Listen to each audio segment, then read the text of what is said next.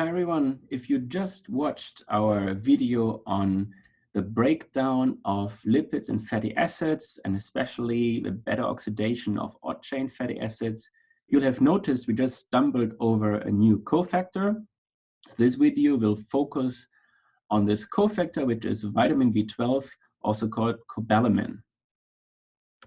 It's actually a very important cofactor that's involved in a number of different cellular processes. We have just seen it in fatty acid catabolism, but it is also involved in DNA synthesis, in the regulation of the biosynthesis of DNA, as well as nervous system functions, the formation of red blood cells, and many other processes. I'm just mentioning a few here.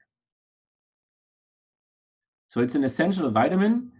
You can easily imagine from all the functions I just mentioned that deficiency in vitamin B12 can have dramatic health issues, and there are actually multiple of those.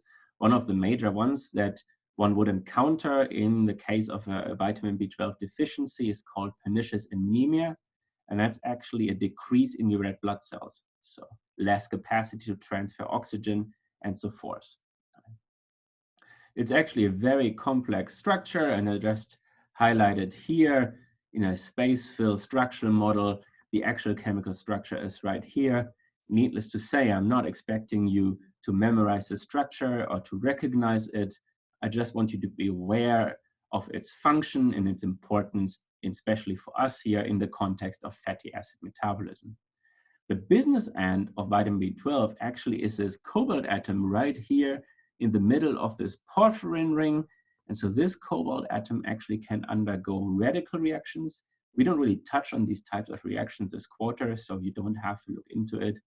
What this actually does is this radical reaction of the cobalt atom facilitates the transfer of a carboxy group within the same molecule. So unlike biotin, that can transfer a carboxy group from one to the other molecule, this one actually does is intramolecular. So it's an intramolecular transfer of a carboxy group. The person who actually identified much of its structure and its function was Dorothy Hodgkin. She actually was a pioneer in developing research approaches and tools for understanding the structure and the function of small molecules as well as proteins.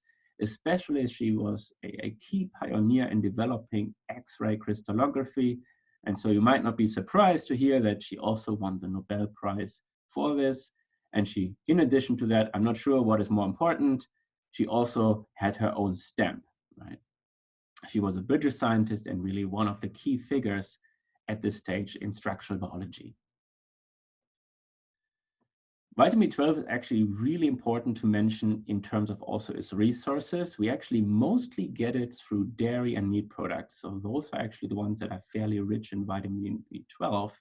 On the downside of that, as far as I know, at least at this stage, there are no reliable plant sources through which we can get sufficient amounts of vitamin B12. What that means, obvious, is that vitamin B12 can be a potential deficiency and a potential health issue for vegans and vegetarians. Okay. The way to overcome this these days is that there are actually a number of bacteria that are capable of the biosynthesis of vitamin B12. And so much like what I had showed you before when we talked about fermentation, is that we can use the fermentation of these bacteria to industrially produce vitamin B12. So if you go to traders and you get your vitamin B12 supplement, almost certainly this will have been produced using microbial fermentation. All right. If that is not to your liking, you might actually think about an alternate strategy, and you could follow these vegetarians here, right? They're actually using a different way. They can't go to traders and get their supplements. So the way they utilize and get actually sufficient amounts of vitamin B12 is through something we call secotropes, right? These are not feces, they look like feces. What they actually are, they are processed feces-like pellets that are really rich in nutrients and cofactors. So if you have a bunny at home and you see them eating their own feces, that's not just revolting, they're actually eating these secotropes here. And so these secotropes, through the gut bacteria that are capable of producing vitamin B12, by eating those back, they can supply themselves with sufficient amounts of vitamin B12. So just a fun fact out there, if you don't want to go out and buy supplements.